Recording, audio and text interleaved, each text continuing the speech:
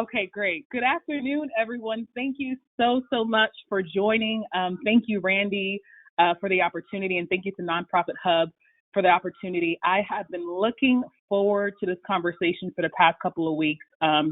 Talking about cross-sector partnerships is something that I'm extremely passionate about. So you're going to be hearing a lot of passion coming from this presentation today, but I want to thank everyone for taking the time to join. So I am just going to jump right in because since we had a little bit of a technical late start to the session, but again, I'm excited to be here. So I want to share a little bit about myself. And if you can, we do have a chat pod at the bottom. I would love to learn more about everyone who is here today. I know we have people from all different walks of life and from different, whether you're an ED or director of development or you're an entrepreneur, social entrepreneur. So would love to learn more about who are you, where are you from? So if you could put that information in your chat pod, like where are you from? What do you do? I would love to just learn more about who I'm talking to today, because that would be really great. But just a little bit about me. So I was born in Queens, New York. I'm a daughter of Haitian immigrants. I got my BS in management. And the reason why I'm sharing this is I have a diverse background, which is why I'm very passionate about corporate partnerships. So when I went to school, I went to study business with the intention of taking my business knowledge and bringing it into the nonprofit sector. So right after I got my master's in business, I got my nonprofit management certificate, and then I went to UPenn last year and graduated from their certificate program in social impact strategy. So a lot of the concepts I am going to be sharing today is actually coming from what I learned last year at University of Pennsylvania in their social impact strategy program that I am just crazy to share with the world. And so what I do is I do a lot of things. I am a professor, a college professor. I love to teach, something that I'm very passionate about, transferring knowledge and wisdom and ideas. I am also a consultant. So my passion is really to help equip leaders, nonprofit leaders, social entrepreneurs, even business and corporate leaders and policy leaders to really help co-create solutions to our world's biggest problems. And so I work with nonprofit partners, helping them with their board, helping them with fundraising, something that I'm extremely passionate about. I also have my own social enterprise. It's called Tampa Bay Spark here locally. So I live in Tampa, Florida. I didn't share that earlier. And our focus is really to help leaders really focus on how can we create an inclusive economy in Tampa Bay. So we host events and we host different educational events around equity, inclusion, diversity, and economic justice. I also train. So today, I'm excited to be a trainer with Nonprofit Hub. This is something I do through my consulting practice. So I train nonprofit and corporate leaders around helping them build long-term sustainable strategies around social impact. So I'm very passionate about serving the underserved and underestimated in our communities. And I wanted to quickly share some hobbies. So usually when I do this, I share my, hobbies that I would do generally, but now that we're in quarantine, I have to share some hobbies in quarantine because, hobbies have kind of changed, right? When you're at home, you have to find new hobbies. So I love to read a good book. I love to watch a good TV show, whether it's like Scandal or shows like that. I love that. Love catching up on friends on FaceTime and trying new recipes. I love to cook. So this is something that I love to do during my quarantine endeavors. So again, please share where you're from. Would love to learn more about you. But I'm going to jump in and just share, this is my information. Would love to connect after this session, get your thoughts. Would love to get some feedback. How are you initiating and creating cross-sector partnerships? So would love to hear from you all. So please feel free to capture this. If you have a cell phone next to you, to take a picture of that. I also have some freebies that I want to share. So it would be really great to capture this information because I'll be sharing some freebies after this session. So why are we here today? So we're here for a couple of reasons. When you saw the title of this session, you probably thought, oh my goodness, I want to learn more about how to get more corporate dollars. You're probably wanting to determine, what do I do? What are corporate partners looking for in their nonprofit partners? And so I started out my career working at this really great nonprofit here locally called Metropolitan Ministries. And I had the opportunity to raise millions of dollars in non-financial dollars and also financial dollars as well. And one thing that I learned early on as a corporate relations manager is they are looking for holistic partnerships. They want to co-create solutions. So I decided to design a model around how to effectively engage corporations. Something I really, really enjoyed doing. It was just such a great job. So a lot of the practices and strategies I'm going to share today comes from that incredible experience, and also from my consulting practice and what I get to do with my nonprofit clients as well. So yes, we are here to determine how to get more corporate dollars, but we're here to do way more. So what I want you to do is think bigger. Reimagine the ways to tackle the problems your organization is dedicated to solving every day. This is the big picture. I think one of the things I think we're all recognizing right now is that there is so much going in our world and in our country. I think COVID-19 has revealed some of the economic inequalities that exist within our communities. And we're in a time where it is so important as nonprofit social impact leaders to reimagine how can we tackle what is going on in our community. The other piece, so that's a big picture. That is our big why. The other piece is we want to see corporations and small businesses more than just fiscal partners, but as co-creators of long-term solutions. And I'll be talking about this, but again, let's think big here. The last piece that I want us to all take away with one another today is we want to learn new and innovative models and strategies to build and sustain relationships with corporate partners. How do we co-design, co-create solutions that will effectuate change across generations? As nonprofit leaders, as social impact leaders, we do the work that we do every day because we want to make the world a better place. Creating these cross-sector relationships is extremely important to helping us do that. So I hope that that's a good start for all of us as we step into this conversation today. So why collaborate? So I am a huge fan, so I'm going to be sharing a lot of information from the Stanford Social Innovation Review. It is one of my favorite resources. So if you're not subscribed to the Stanford Social Innovation Review, they are not paying me for this ad, but I just have to share. I get a lot of my strategies, my information from Stanford Social Innovation Review. So I highly, highly recommend, if you have the opportunity, to go to their website. If you can subscribe, I highly recommend. But this quote is from James Austin from the Stanford Social Innovation Review. This was 17 years ago. And I want to just kind of start out our conversation with this semi-long quote, but it's just so important because it's almost like a thesis statement for why it's important to build cross-sector relationships with corporate partners. Collaboration with other organizations is becoming extremely central to achieving their mission. Economic, social, and political forces propel this trend. Shrinking donor pools and rising competition for scarce philanthropic funds pushes nonprofits to work with others in order to cut costs and achieve efficiency. This is a point that I really want to highlight here. The growing complexity and magnitude of socioeconomic problems nonprofits seek to solve often exceed the capacity of single organizations. Multiple competencies, new combination of resources are needed to tackle problems effectively. Furthermore, the traditional large role of government as a solver of social ills has been shrinking. These responsibilities have shifted more toward nonprofit and business sectors. Now, if you were to create a case for support, my friends, this is a good thing to put right at the beginning. This is your thesis statement. This is why we need to collaborate. Collaboration is a necessity. It is not an option, but it is a necessity, especially as we're trying to engage deep-rooted issues in our society.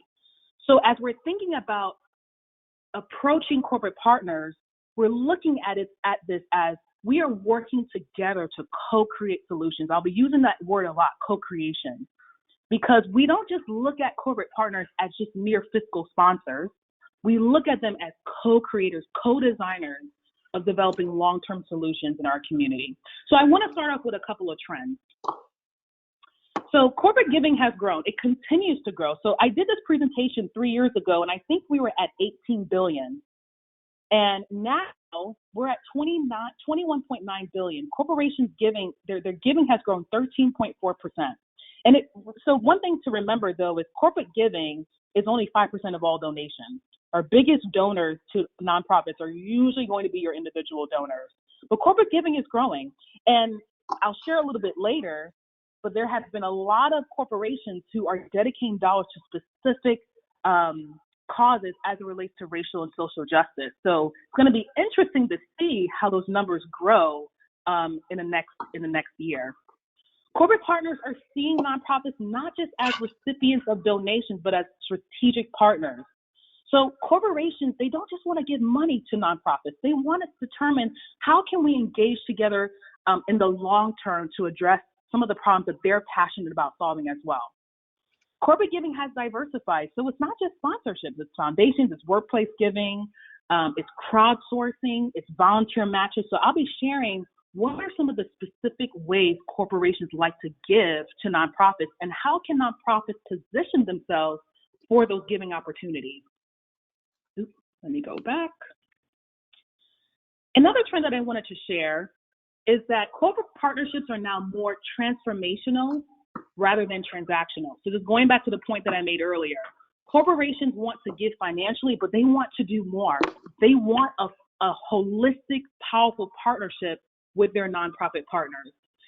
A key piece that corporations are looking for in their nonprofit partners is employee engagement. Employees are actually making the decisions as to what or where corporations should give to. So you want to make sure you're engaging employees through volunteerism and other activities, because they are making the decisions as to what they're giving to and how much. Another key piece to remember is there's a huge generational shift. So millennials who are shifting the workforce, they're transforming community engagement. They want more hands-on experiences. One thing to remember about millennials is that they are looking to not just give, but they want to share their technical expertise. So I actually teach a social entrepreneurship class at the University of Tampa, and a lot of my students are either juniors or seniors. And in that class, when I talk about social entrepreneurship and I talk about global issues, such as climate change and poverty and hunger, they get excited about creating solutions. They're looking for nonprofit partners just like yours to determine how can they use their gifts and their education and their technical finesse to really engage the problems that you're solving. So it's a really, really great opportunity for you to really think about how do we engage millennials, not just at the giving level, but at the volunteerism level. So there's a really awesome article. If you subscribe, again, I'm going to mention Stanford Social Innovation Review article because it's just such a great resource.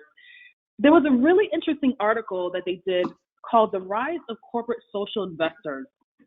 And they talk about how corporations are not just looking to, again, invest in nonprofits, but they want to determine how do we add social impact into our value chain. So I'll be talking a little bit later about, corporate social responsibility and the different acts that were passed in order to ensure that corporations are held accountable to giving. But one of the things that I found to be extremely interesting is there's kind of like a shift happening, especially in what's happening in our world and our country, is corporations don't just want to give, but they see themselves as how do we ourselves enter into the problem solving, enter into the co-creation mode. And the thing I want us as nonprofit leaders to really remember is we are the experts here. We're the ones who have been working with communities for years and years. We understand our communities. We understand their needs. We have done a lot of grassroots level work. So we are the ones who can really help train, coach, and lead corporations to determining what are the most effective ways to solve these issues. So this is why we are here today, because as you begin to engage with your corporate partners, see yourself see this as a strategic alliance. See yourself as the experts in being able to drive how these solutions are applied into these different situations. So I think I just want to affirm us as nonprofit leaders to be reminded of that.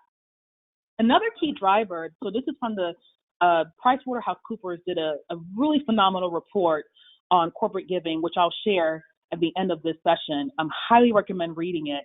They talk about the two key drivers to corporate philanthropy is employee engagement and their desire to pursue ethical and social responsibility.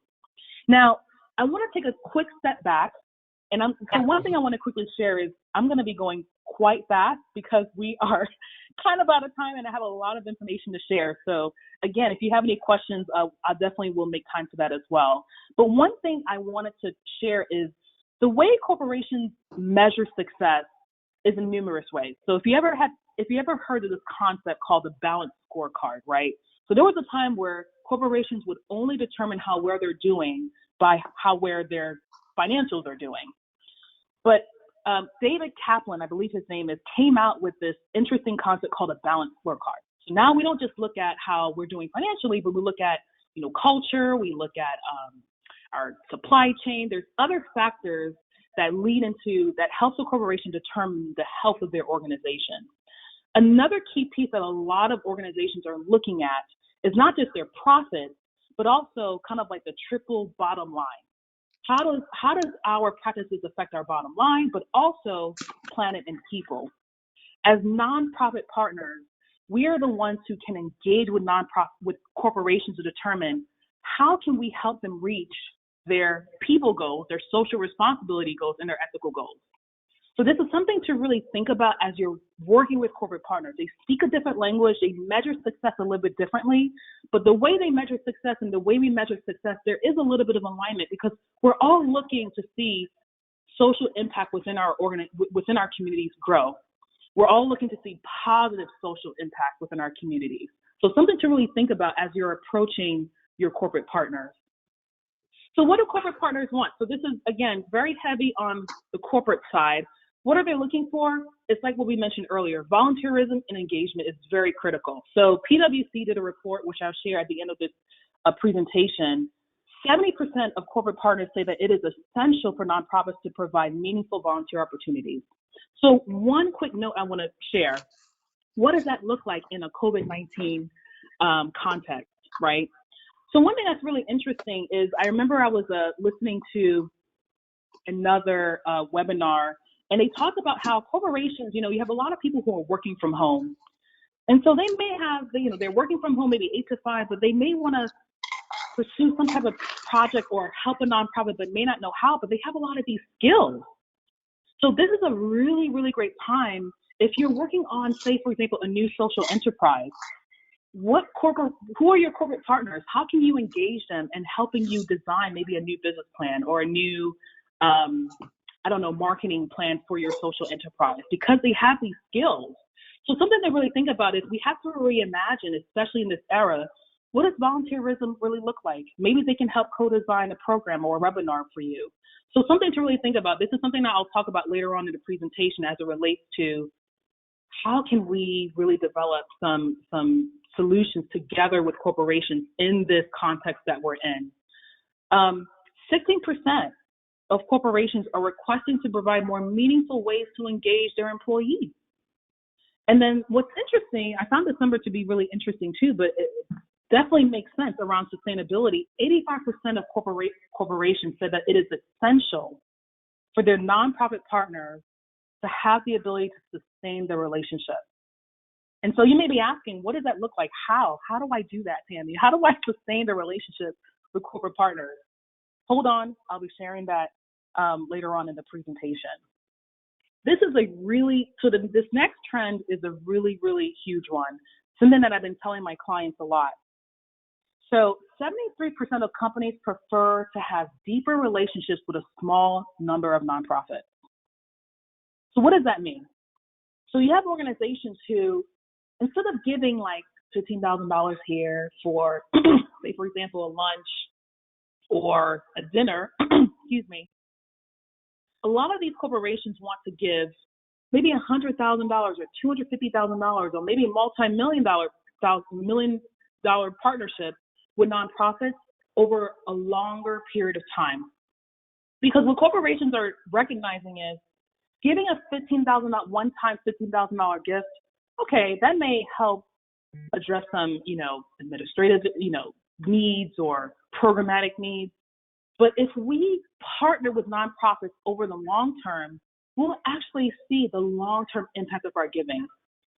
So corporate partners want to partner with a smaller number of nonprofits, but to have deeper and provide more gifts to that nonprofit, higher level gifts to that nonprofit, in order to really see how their money is making an impact. So something to really, really think about is as you're designing your case statements, as you're designing your or doing your grants, really think about how can I integrate this corporate partner into the long term, into a long-term relationship. Accountability. 66% of corporations have higher expectations of accountability. So there's a couple of tools and frameworks I'm just going to drop real quick. Do you have a strong logic model? What is your theory of change? If you have any questions about what those two pieces are, feel free to contact me because that's a different webinar for a different day. But those two tools are what I use to help my clients really clarify their impact and their outcome proactively, because corporations want to see, okay, the work that you're doing, how is it translating into results to social change? And then another key trend that we're seeing, I think this is from Giving USA, is around innovation. So corporations, they're using crowdsourcing and automation tools to engage employee giving. So I'll talk a little bit about workplace giving and some of the other tools that corporations are using, but does your nonprofit have the capacity to engage some of these more innovative giving models? And if not, something to really think about and invest into. So in summary, what do corporate partners want? They want meaningful opportunities, engagement, they want sustainable relationships, long-term relationships, and they want accountability as well. So I'm going to pause here for like a quick 10 seconds for you to reflect, because I shared a lot of information just now. How would you describe your relationships with your current corporate partners? So if you were to take some time to really think about, what do my relationships with my corporate partners look like right now? And the other question, follow-up question I have is, how can you begin to reimagine those relationships? Now is such a great time. So something to really think about as you are working through some of your corporate relationships is, what are some things that are working? What are some things that are not? And how can you maybe apply some of the concepts that we'll learn today in order to grow and deepen those relationships? All right, I gave us a couple of seconds. So Bill Drayton is one of my favorite thought leaders around social entrepreneurship. So I'm going to blend a couple of concepts together: corporate, nonprofit, social entrepreneurship. But I absolutely love Bill Drayton. He is a thought leader in social entrepreneurship. And there's a quote that I love that he says, here's my advice this is for change makers, just like us. All of us on this call are change makers. We're all working to make a difference in this world that we live in. It's needed. We are needed. We are necessary in this world. So his advice is, the first step to becoming a change maker, the only secure job going forward, is to give oneself permission to ignore politely, of course, all those who say don't do it. And I think this is a really great transition to this next piece as we talk about building relationships with corporate partners. Because it really, in order to build a relationship with anyone, to be honest, if you were to take yourself, like just as human beings, in order for us to build healthy relationships with other people, we must be self-aware. We must be emotionally intelligent. We must be able to manage our emotions and build relationships. Same thing for organizations. In order to build healthy relationships with other organizations, we must be healthy. Our organizations must be emotionally healthy. Our boards must be healthy. So, and we must be aligned. So before I even start talking about how to build relationships, I want to real quick go through this journey of, it starts with your mission. So right now, a lot of nonprofits are trying to determine, how do we reimagine what we're doing in this COVID-19 context and in this pandemic context, right? And one thing that we have to remember is we have to go back to our why. So if you remember Simon Sinek, it starts with why. It always starts with your mission. So in order for us to really understand how do we build sustainable corporate relationships, we need to audit a couple of pieces of our organization. First, we have to look at our programs is the first piece. How are we solving the problems that we are addressing? And and another thing to really do is to audit is how you're solving the problem still applicable to the context in which you're in. Do you need to think about letting some programs go, introducing new programs, or maybe redesigning your current programs? This is a really good conversation to have with your board. And the tools that I mentioned earlier, I'm going to repeat them again. Having a strong theory of change and logic model and even balanced scorecard are really good tools to use to analyze the strength of your programs. Your culture. What do you value and how are you living out your values? Your values will show up in your corporate partnership. Your values will show up in how and who you engage with and who you don't engage with. So it's very important for you to stay true to your values. Is there cohesiveness amongst everyone in your organization? No matter how big or small your organization is, it's extremely important to have a culture of cohesion in order to sustain a relationship with a corporate partner. So something to really think about as you're thinking about engaging your corporate partners. Your staff, who was on your team? Who do you have? So if you saw earlier in the presentation, the trend is corporate partners are looking for nonprofit partners to sustain long-term relationships. So do you have the right people? Is your board ready to sustain these relationships? So say, for example, if you're a two-staff nonprofit, but you have a board, is your board ready to engage those relationships?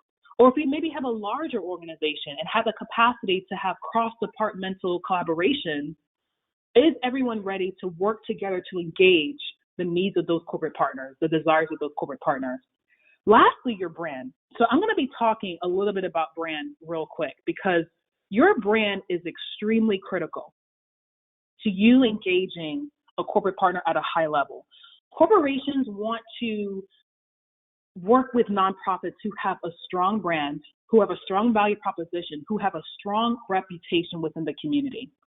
So what are some of the components of a strong brand? Clear claim for impact, right? Your logic model and your theory of change, I said it the third time, it is really going to help you, I promise. Those are really great tools. And if you're trying to determine who do we work with to build our logic model and theory of change, the board is very helpful. Your programs team is extremely helpful. Your marketing team is extremely helpful. Those tools are going to help you determine how do you create a clear claim for impact. Because corporations want to hear that. They're looking for partners who are holding themselves accountable to their outcomes. Recognizable leaders. Is your leader involved in the community? Are they involved in different aspects of the community? And are they great ambassadors for your mission? Recognizable funders. Who are your funders? Right? Funders talk to each other. And when they talk to each other, many times they're talking about your organization. What do they have to say about your organization? Do they have positive things to say about your organization? Powerful partnerships, strong communication strategy. So I help clients build fundraising plans. And one of the things I always tell my clients is, as I'm building the fundraising plan, you need to have a strong communications and marketing plan to help fuel that fundraising plan. So it's very, very important to have a strong digital strategy, a strong website that a corporation can go into and see, oh, this organization knows what they're doing and they have a strong brand. Do you have the ability to replicate your model is another piece. Tenure. How long has your organization been in existence? How long has the leadership of your organization has been with the organization? And what is your budget size? So those are some of the key pieces. There are other pieces that play a role into your brand, but something to really think about is, as you're auditing your organization, as we're starting from within, what are some of those pieces that we need to kind of put together to make sure that we are well positioned, because this is about positioning here, to interact with a corporation. Audit your infrastructure. So I know that I'm talking to smaller nonprofits all the way up to maybe larger nonprofits. So you may have anywhere from 1 to 2 to 3, 10, 15, all the way up to maybe a staff of 100, 200. So some of these pieces may be led by a couple of people, one person, but one thing I want to just bring out is when we're thinking about our infrastructure, it's very important to determine, okay, who is championing which piece of our infrastructure. So this is what I mean by this. So your nonprofit is made up of board directors and your executive team. It could be the, executive director, the CEO, but you also have different functions of your nonprofit. You have development, which is fundraising. You have volunteer engagement. You have maybe grants, marketing, PR and media, finance and accounting, and maybe even HR, maybe an events piece, programs, and other key teams. So when I worked with a larger organization, all of these functions were led by different departments. So I worked for a pretty big nonprofit when I started out my career. But maybe for some organizations, these functions may be led by a couple of people. So something to really think about as you're engaging corporate partners is really, if you have a smaller organization, your board, turn these functions into subcommittees of your board and maybe get some volunteer, maybe some community members to help fill in some of those seats within your board as well, to help engage some of these areas in order to engage your corporate partners. So I'm thinking of organizations that are smaller, organizations that may have the capacity to turn these functions into full-blown departments. But the reason why I ask this is because each of these functions play an important role in sustaining the relationship with a corporate partner. So earlier we asked the question, how do I sustain? Well, the way we do that is we look at these functions. So development, they played a role with engaging the corporate partner. They're the ones who are meeting with the corporate partners. And when I say corporate partners, I'll be talking a little bit about the people, because corporate partners are managed by people, human beings. Volunteer engagement, they're the ones who are helping to determine what volunteer opportunities or partnership opportunities can we provide for our partner. Grants, they're helping to apply for foundations, and so on. So it's very important to determine how do each of these functions, whether they're led by many people or by a few, how can we align them for our corporate partners to make sure that we're able to sustain those relationships. The next piece with your brand is your digital presence. How you tell your story, where you tell your story is extremely critical. So there's a quote that I've been kind of sharing these last couple of weeks, and I don't know if it came out the way I wanted to, but I'll share a little bit more about why I shared this. So the goal is for you to not just be a recipient of corporate funding, but to be a line item in their financial budget. This is what I mean. When you're engaging with a corporate partner, we don't want the money just to come out of their sponsorship budget, but how can we get to a point where our organization's name is a line item within their budget? Because that means that we are a strategic partner or we are a strategic ally with this corporate partner. So what I mean by that is the goal is to have a long-term relationship. We want it to be holistic and we want it to be long-term. So now we're getting into the nitty-gritty. How do we build this relationship? So now that I talked about starting from within, auditing your infrastructure, looking at your brand, there are a couple of pieces that are needed to sustain that relationship. So this is going back to the trends. So everything, all the strategies that I've talked about starts with all of these different pieces. How do we engage volunteers? How do we possibly get some of our long-term corporate partners, get some people from their organization to be a part of our board? And how do we also, in turn, get our board more engaged with this process? I'll talk a little bit about driving in-kind opportunities really soon, and strategic partnerships and grants and corporate gifts. So those are different aspects of how to build a relationship with a corporate partner. But where do you start? So what does that process really look like? So for some of you, you may have a couple of corporate partners. Some of you may not have many, or some of you may not have any at all, depending on where you're at. In order to build or even sustain or continue your relationship with a corporate partner, the moves management process still applies. So for many of you, especially if you're in the fundraising world, the moves management process is a really great tool that I use with my clients. Because the purpose of the moves management process is to help you move the donor from being a prospect to a giver and partner of the organization.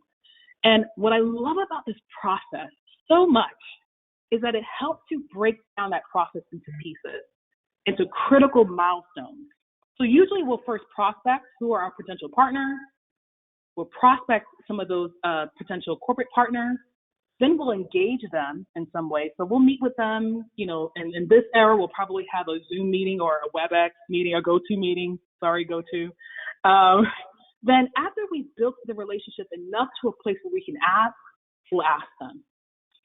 And I'll talk a little bit about how to engage, because engagement is key. So when I did fundraising, corporate relations fundraising, engagement was extremely critical. Engagement allowed me to get significant new gifts. Engagement allowed me to also get corporate partners to give more. So engagement is very, very critical. And then also, the last piece is stewardship. How do you recognize your donors? So as you're thinking about building relationships with your corporate partners, use this process. It's a really, really great way to start. How do we prospect all the way to them giving and stewarding and maintaining that relationship in the long term? So this slide is a really great checklist of how do you develop relationships with corporate partners. The first thing you have to do is very similar to the Moves Magic process, is you have to qualify. You have to look at the company's giving philosophy. So a really great example is Bank of America just decided to allocate, I think it was $1 billion towards racial justice, right? If you're an organization that addresses racial justice, you need to be reaching out to Bank of America today.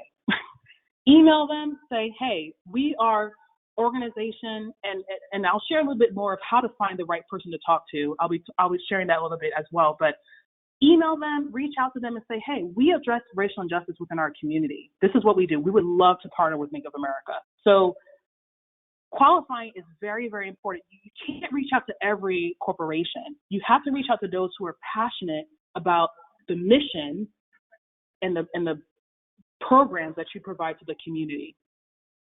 People. So this is where we start talking not just about corporations, but the people who exist within these corporate contexts, because it is the people who make key decisions. So who are the key contacts that I need to think about? And I'll be sharing a quick trick to determine who do I need to engage with? Who are those decision makers that I need to engage with in order to reach out to the right person? Because corporations are big. They're like 20, they could be upwards to 20,000 people. So how do I make sure I'm reaching out to the right person? And I'll share a little bit more about that. Programs. The reason why we audited our mission in the beginning is because where can we begin thinking or brainstorming, maybe with our development team or our board, on where a corporation can fit within our programs, our programmatic initiatives. And then the next piece, once we've done our research, now it's time to set up a meeting with the right people, make sure you have a case for support in hand, make sure you have an engagement plan in hand in order to begin engaging that corporate partner. So this is a slide that I think is extremely important. If you want to take a quick picture, because with a corporation, you want to align your connections. There's a resource at the end of this presentation by Stanford Social Innovation Review about key decision makers within corporations. So usually when you're meeting with a corporate partner, you want to make sure you have the right people in the room from your side of the organization if you're meeting with a certain title within a within a corporation. So quick example. So when I was a corporate relations manager, if I knew I was meeting with the CEO of a bank, I knew that my CEO needed to be in the room.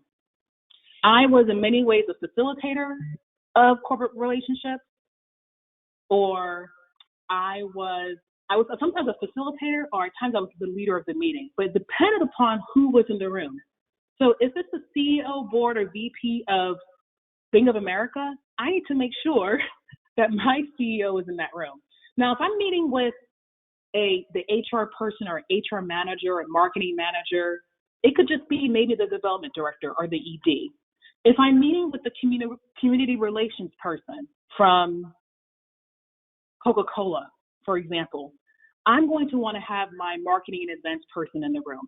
The reason why I'm saying it's so important to align connections is because you want to have the right decision maker from your organization in the room and the right decision maker from the corporation in the room. Because this is where decisions and partnerships and great discussions are made. And so whenever you are reaching out to a corporation and you're setting up a meeting, who's going to be in that meeting? And how can I make sure that the right people are in the room? And 9 times out of 10, it's always safe.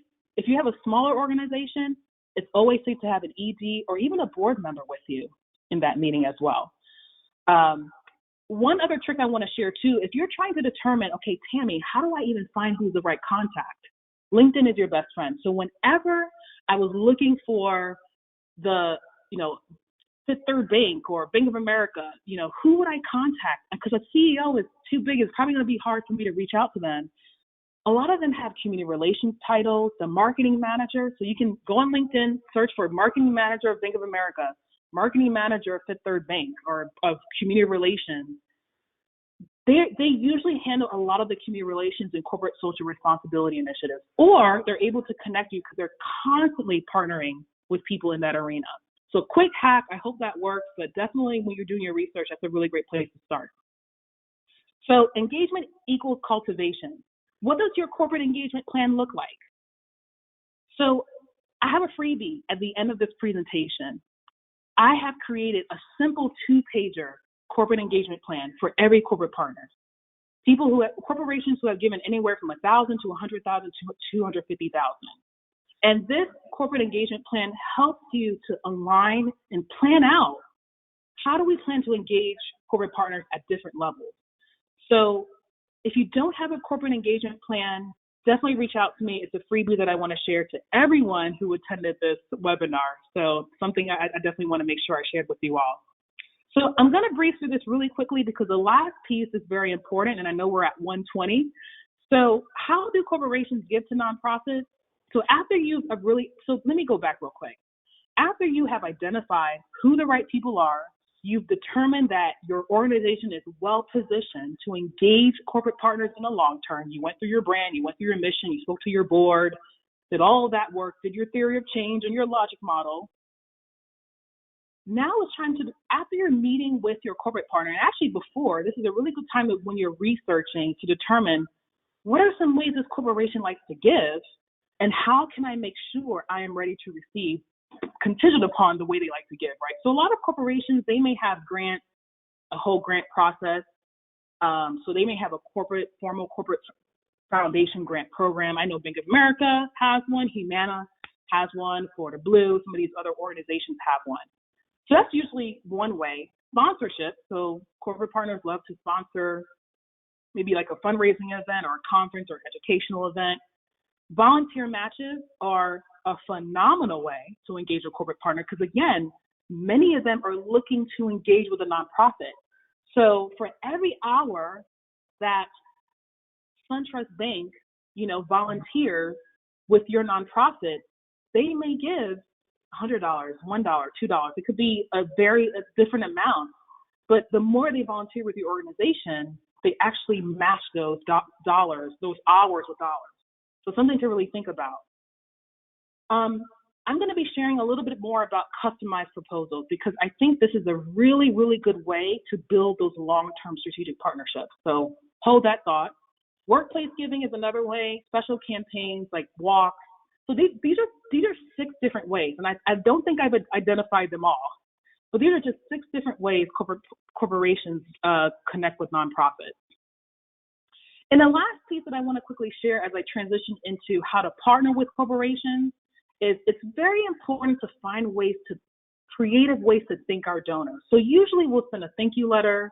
We'll have some sort of a corporate recognition program. Their logo is included somewhere. We'll have a letter. But when I was working with corporate partners, I've always asked them, what is meaningful to them? It's very similar to an individual donor. I really believe in treating our corporations, our corporate partners, as individual donors. So maybe a social media shout out. I used to always tweet. This is how I grew my LinkedIn. I always on LinkedIn thanked my partners. Check presentations. Even when the corporate partner did not have a formal check presentation process, I always did check presentations. Maybe dropping off a treat. In this day and age, anything digital is the way to go. But really trying to find creative ways to say thank you to a corporate partner is very, very important, just to show your gratitude. So for you to think about, what are some ways that you have highlighted your corporate partner, or what are some tools or practices and strategies can you apply to your framework? All right, so I'm going to do this very, very quickly because I really want to share what are some innovative partnership models. So some of the questions that I get from my nonprofit clients and partners is, what are some frameworks out there? Like, where do I even start? What are some ways can I engage my corporate partner? So I want to talk a little bit about what a strategic alliance is. A strategic alliance is any collaboration that a nonprofit enters with another party, often intentionally designed to leverage the strength of each party to achieve a common goal. So how do we build these long-term alliances? So these are three innovative models. So again, as I mentioned earlier, I teach social entrepreneurship, and we talk a lot about cross-sector models. So I'm going to be sharing them. It's literally just going to be a list. Feel free to take a quick picture if you want to, and literally just maybe take some time to dive into each of these. And how does this relate to your organization? So these are the strategies and models that I have identified in my career when we're thinking about building alliances and partnerships with corporate partners. A way to engage a corporate partner is if you're developing a new program, for example. Say, for example, you are developing a new curriculum for a financial management course that you want to teach low to moderate income families in your community. Partner with Bank of America. Call Bank of America. They have actually curricula themselves. Maybe partner with them to design a curriculum for your organization. So something a really, really easy but also phenomenal way for you to co-create an innovative curriculum. If you're developing a social enterprise, there's organizations like PwC, Deloitte. A lot of them have consulting capabilities. See if they can donate a couple of in-kind hours to helping you develop a business plan, something to really think about.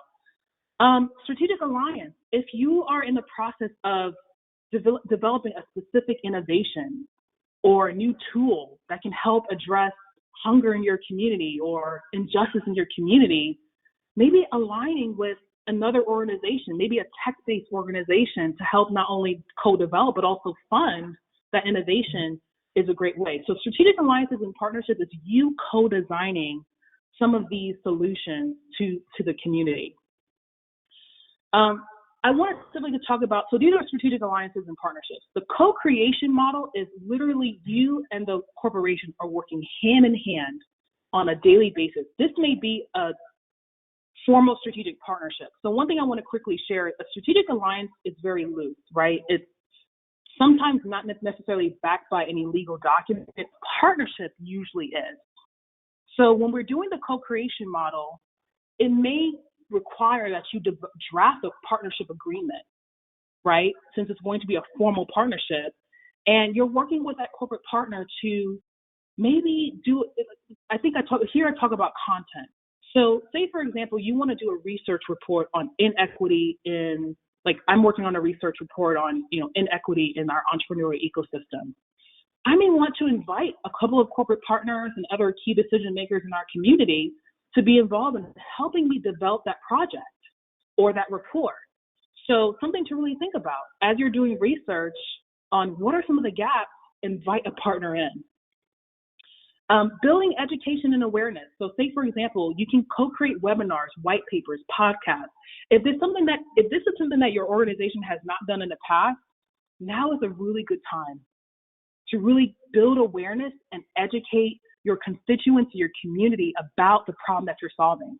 Now is a really, really good time for you to maybe work with a corporate partner to co-create a webinar or even sponsor and co-create a webinar. Lastly, public policy. So cross-sector collaboration to engage policy issues.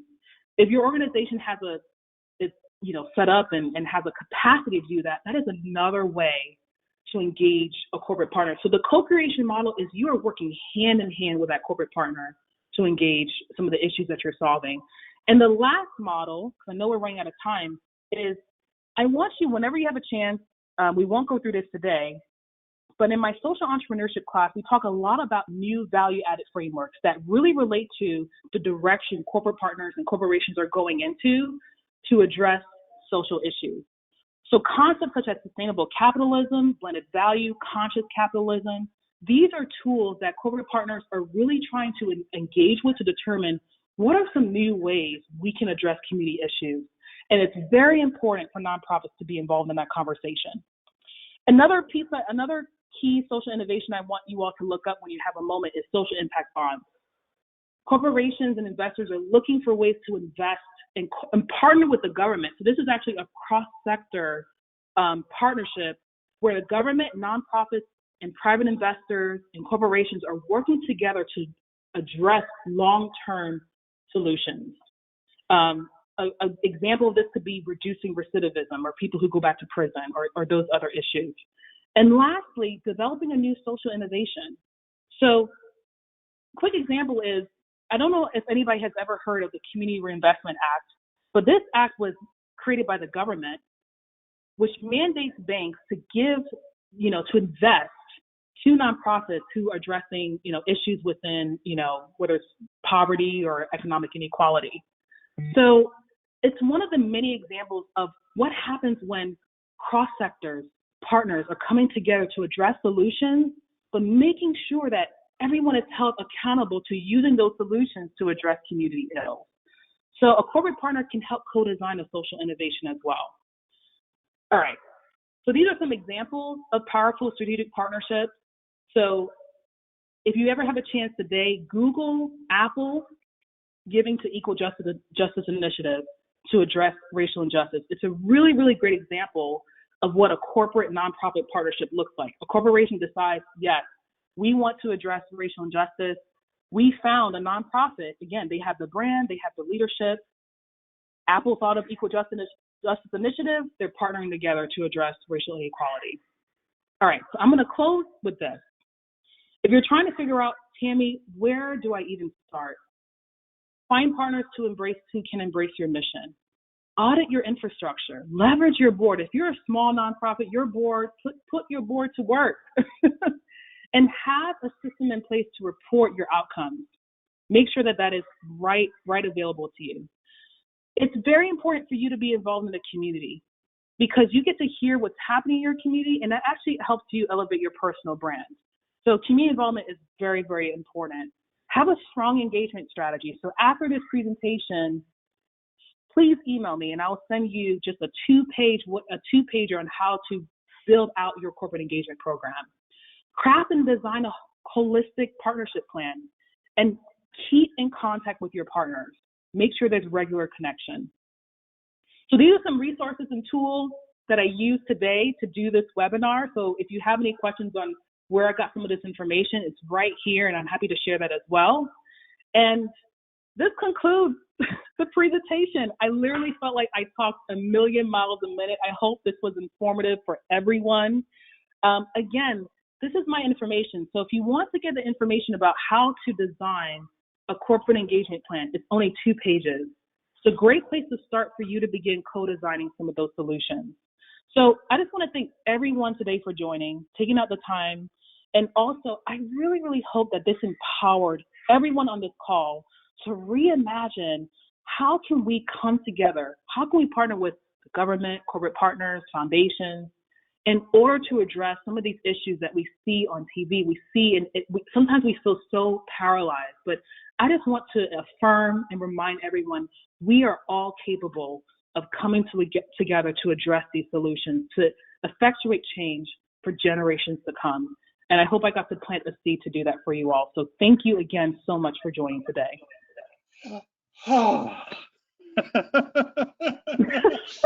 That was a fire hose of love. I know. To steal something from another friend of ours.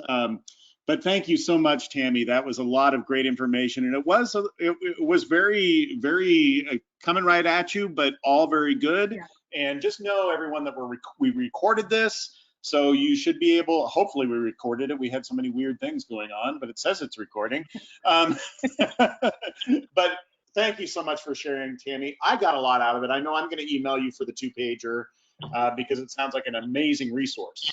And thank you for becoming part of the Nonprofit Hub family today. We haven't had you before, but I'd certainly love to have you back again. You're an amazing human, and I really appreciated your presentation. Oh, thank you so much. It's my pleasure.